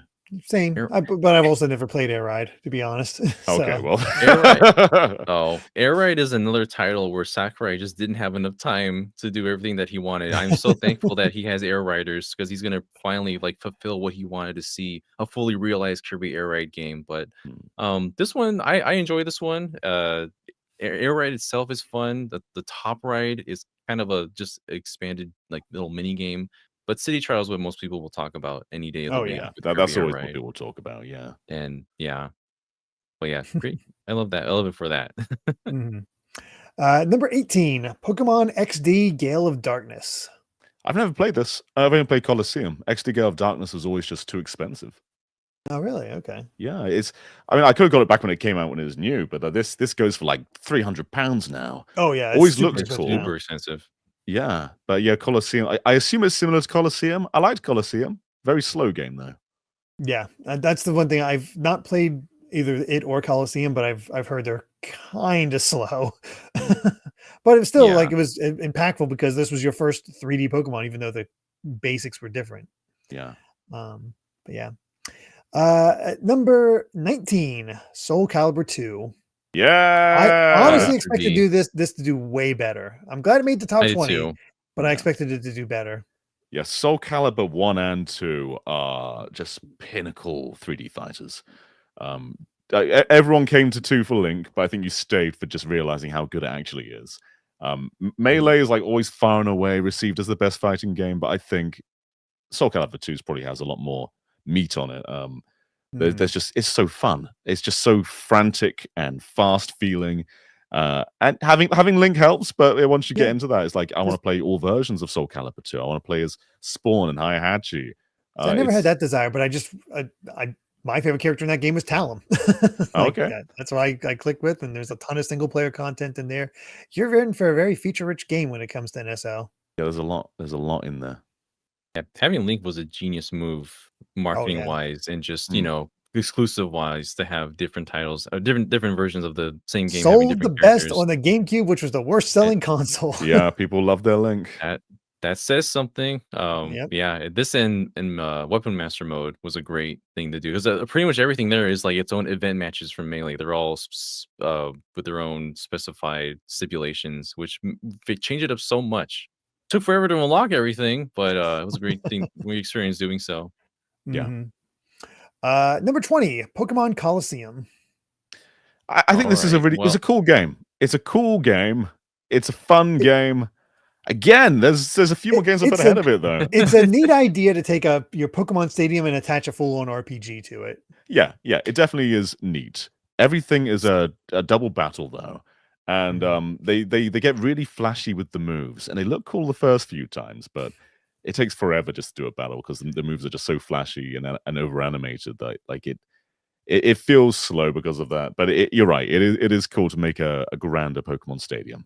It's so funny to see how people just like react to that. Now Pokemon is just so sterile, but back then in this era they were so animated. Like when every Pokemon faints, it's like a completely unique animation that they have to make each time. But yeah, it's such a I enjoy this for what it is as well. Weird setting and setup because like you're kind of like an anti-hero that's like It's snagging all gritty. the other Pokemon. Yeah. Yeah. Gritty game. And I think one of the within like that 10 minutes, your partner that is with you the entire game, like there's like two people trying to kidnap her. She's like with her mouth taped and she's like in a bag. And it's like, geez, what the hell is happening? Yeah. Yeah. All right. We'll go a little bit quicker through the rest of these, but it's really funny here because number 21 with 1,920 points, Super Monkey Ball 2. Number 22 with 1,919 points, so 1 point difference, Tales of Symphonia. Both Oh, should be number one. Man, this changed the way I looked at JRPGs forever. I remember seeing these in issues in Nintendo Power. I was like, what is this? This is like an anime game that I can play. Something about it pulled me in so easily, and I've been stuck with the Tales series ever since then. There's probably better Tales games since then, but Symphonia is so pivotal because it brought so many people to that series, starting with the GameCube. And yeah, I enjoyed this. This taught me what like plot twists could be in a story. Like I thought the game was going to be over within the first like after 10 hours or so, but then you get that big plot twist at the Tower of Salvation, and then you just go. It just keeps going. I loved everything about that. Honestly, We'll go rapid fire for the next ones, but I just want to say Monkey Ball is like top 3 material. It's like one of the best party games ever. The core mode's endless. Yeah. I think this should be so much higher. All right, rapid fire. 23, Mario Party 6. At 24, Resident Evil Remake. Not cool. That should be higher. It really should. 25, Chibi Robo. Cool. At 26, Eternal Darkness, Sanity's Requiem. 27 is Super Monkey Ball 1. 28, Super Mario Strikers. 29, Star Wars Rogue Squadron 2 Rogue Leader. Beautiful game at launch. At 30, Star Fox Assault. I thought Adventures might be higher than Assault, to be honest. Did not. I think Assault deserves. I think Assault has been reevaluated and kind of raised up in estimation as time has gone on. At 31, Skies of Arcadia Legends. 32, Sonic Heroes. 33, Sonic Adventure DX. I'm about to say it beat DX or the Adventure 1. Adventure DX is like Adventure 1 by 16 points. I am surprised. Adventure DX has been reevaluated as like this tarnished game now. Yeah. I know a lot of people played it like this is one of the first Sonic games they played, but yeah, this is like one that kind of ruined the legacy of Adventure 1. A little bit. Yeah. At 34, Mario Party 7. 35, Star Fox Adventures. Lost to Mario Party 7 by 2 points. At 36, Metal Gear Solid: The Twin Snakes. I thought that might be higher too. Like it's not like a console-defining game, but I think it's better than what do we have? I hope comes to NSL. Yeah, for sure. I think it's definitely better than a few of the games that have appeared here. Yeah, I honestly skipped it back in the day, but I'd love to give it another shot. At 37, Beautiful Joe. 38, Mario Party 4. 39, Mario Superstar Baseball. Ahead of 40, golf and tennis, huh? Yeah. Whoa. I really haven't seen them yet. Surprised by that. At 40, Mario Party 5. Man, this is my favorite one of the GameCube era. I don't know why it's so long. 41, Mario Golf Toadstool Tour. That's my favorite of the sports games. Nice. 42, The Legend of Zelda: Four Swords Adventures. Hmm. 43, yeah. Donkey Kong Jungle Beat. Yeah, that should be higher. Yeah, there you go. 44, Phantasy Star Online episodes 1 and 2. Cool. Oh yeah. If Pretty more solid people had showing. access to doing the network play, I think that would be higher. Yeah, Mhm. absolutely. 45, Custom Robo. Cool. I'm glad that made it. Yeah, Oh, did pretty well. interesting. 46, WarioWare Mega Party Games. Hmm. That should be higher. Honestly. Yeah, that should That's be great. higher. That's great with an audio with a crowd. 47, The Simpsons Hit and Run. I feel like that might make a top 10 if we do a multi-platform. That would absolutely make a top It's 10 been yeah. doing well multi-platform. across the board. Yeah. 48, Sonic Riders. Better than Okay. Heroes. People need to accept it. 49, Mario Power Tennis. Hmm. My favorite And sports. and number 50, Wario World. Okay. Wario World. Oh man. I do have it listed to 100 if anybody like wants to see that, but there's our top 50 at the very least. I'm happy with what's in the top 50. I'm not happy with the ranking at all, though. People have got some opinions for Yeah, they where they do. want their titles in this list. Yeah. Very much so. You know what? I have it here. I'll do this is going to be rapid fire. So rapid fire. be prepared. No just because people love their GameCube, but here's your rapid fire. 51, Billy Hatcher and the Giant Egg, tied with SpongeBob SquarePants Battle for Bikini Bottom. 53, Time Splitters 2. 54, Killer 7. 55, Batten Kaitos Eternal Wings in the Lost Ocean.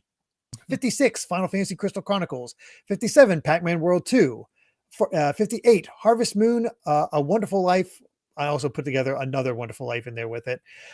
59, Sonic Mega Collection. 60, Spider-Man 2. 61, Shadow the Hedgehog. 62, The Legend of Zelda Collector's Edition. 63, Beyond Good and Evil. 64, Donkey Konga. 65, Prince of Persia Sands of Time. Tied with Tony Hawk's Pro Skater 3. 67, a tie between SSX Tricky and Wave Race Blue Storm. 69, The Legend of Zelda Ocarina of Time plus Master Quest. 70, James Bond 007 Nightfire. 71, Doshin the Giant. 72, Battalion Wars. 73, Ikaruga. 74, 1080 Degrees Avalanche. 75, Gotcha Force. 76, Rayman 3. 77, Harvest Moon Magical Melody. 78, Time Splitters Future Perfect. 79, SpongeBob, the SpongeBob SquarePants movie.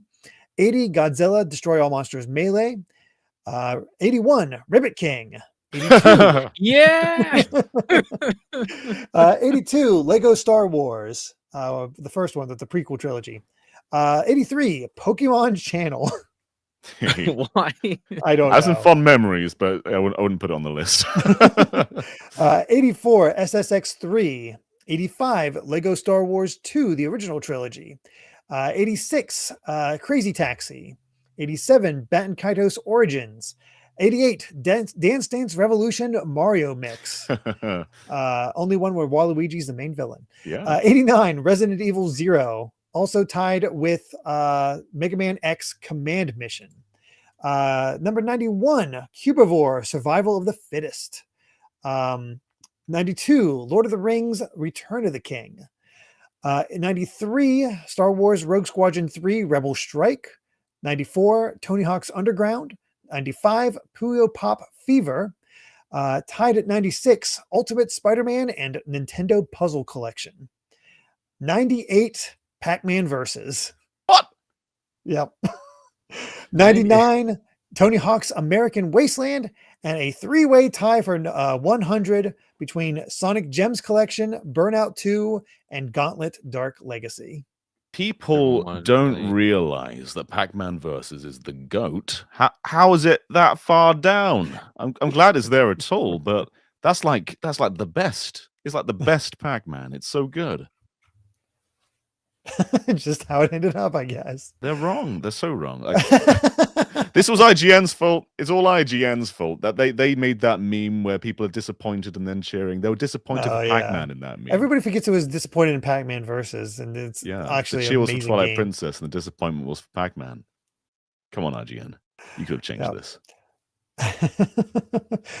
Shell Shock, it just missed it, and it's technically 101, but it's really it's let's see 1 2 101 102, it's 103. It's missed it by 1 point to tie with the other number 100 games for Capcom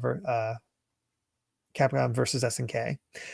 But yeah, there is our GameCube list. Definitely our longest discussion yet. Not surprising considering how many votes this thing got, but yeah. There we go. Man. There were a few really cool games in that top 100, actually. Puzzle Collection also very good. I'm surprised it even made it though, because it's a Japan-only game. Yeah, no one out there ever owned a copy of Puzzle. Why is everything within grasp with you? I could just say like, "Oh, I want a cow," and you just go and just bring it out. Holds up his little moo moo on a motorcycle. Yeah. There he is. Oh gosh, but yeah, I'm curious what everybody thought about this. I do want to hear people's opinions whether we should have from starting with this point. I don't think I would go back to the PS1 era for multi-platform. I don't think that. Maybe I don't know if that's entirely Platforms warranted. were too distinct then. Here's where they start merging. Yeah. So for this one, what do y'all think? Should we have a top multi-platform for this generation? I forget what gen it is, but yeah, that is not our next one though. Our next top 10 games of all time, we're going back to the 90s for one last time with our top 10 90s arcade games. So this is your fighting games, your beat 'em ups. I don't know what other genres dominated this time. I just know those two. So, light gun games. Light gun games. That's right. Pretty much. So we'll see what makes that top 10 90s arcade list. But for now, that is our top 10 GameCube games. Definitely let me know your thoughts in the comments below, both on the results and whether you want a multi-platform top 10 list to go along with all go along with this generation of PS2, Xbox, and GameCube.